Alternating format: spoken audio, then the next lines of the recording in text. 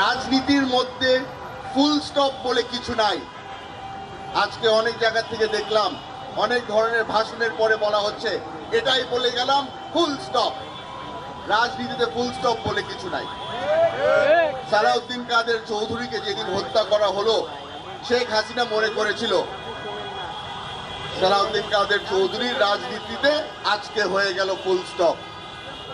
2025 সাল চলছে, সালাউদ্দিন কাদের চৌধুরীর রাজনীতিকে আমি এগিয়ে নিয়ে যাচ্ছি। ফুল স্টপের পরে আমি এসেছি, ফুল স্টপের পরে আপনারা এসেছেন আজকে বিচার চাওয়ার জন্য। আপনাদের মাথায় রাখতে হবে যে বাংলাদেশের রাজনীতি প্রতিদিন চেঞ্জ হতে থাকে। আপনাদের সচেতন হতে হবে, আপনাদের মাথায় রাখতে হবে যে আজকে যারা আপনার বন্ধু, কালকে হয়তো তারা আপনার বন্ধু থাকবে না। সবাই নিজেদের রাজনৈতিক ফায়দা নিতে চায়। এখানে যখন গণজাগরণ মঞ্চ হয়েছিল তখন কত মানুষ ছিল বলেছিল এই গণজাগরণ মঞ্চকে আমরা সমর্থন দেই। আজকে তারা কোথায়? লেজ গুটিয়ে পালিয়ে গেছে। তারা এখন আর ইমরান এই সরকারকে চিনে না, তারা আর লাকি আক্তারকে চিনে না, তারা শেখ হাসিনাকেও চিনে না। তারা এখন নিজেদের যান বাঁচানোর জন্য ব্যস্ত। আপনারা চিন্তা করে দেখেন, আজকে আমরা এখানে হয়তো খুব কম মানুষ এসেছি। যখন গণজাগরণ মঞ্চ হয়েছিল লক্ষ লক্ষ মানুষ, বাস ভরে ভরে প্রতিটা জেলার থেকে মানুষ এসেছিল। এরা কি চেয়েছিল? বিচার চেয়েছিল? এরা কেউ বিচার চায়নি। এরা চেয়েছিল ফাঁসি আর এক প্যাকেট তেহারি, এর থেকে বেশি আর কিছু চাইনি। চিন্তা করে দেখেন কত কম খরচের মধ্যে কত বড় একটা অপরাধ হয়ে গেল।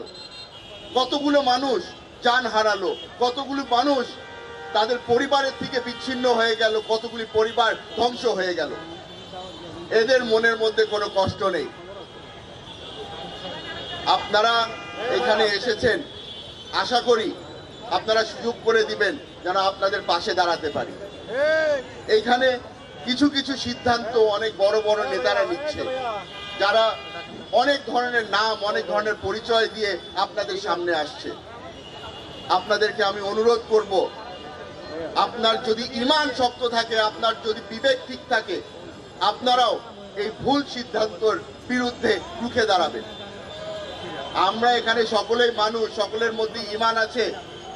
আশা করি এটাকে আপনারা কাজে লাগাবেন।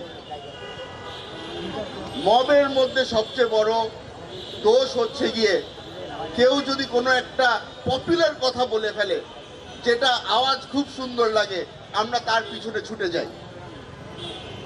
আপনারা আজকে আমার পরিচয় দিলেন আমার বাবার ওই স্লোগান ধরে। অনেকেই আমাকে বলছে যে আমি রাজনীতি করছি ধর্ম নিয়ে। ভাইয়েরা আমার, আশা করি আপনারা বুঝতে পারবেন যে আমি এই স্লোগান রাজনৈতিক কারণে দেই না।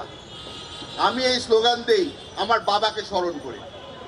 আমি এই স্লোগান দেই আমার ঈমানের পরিচয় দেওয়ার জন্য। আশা করি আপনারা আমাকে ভুল বুঝবেন না।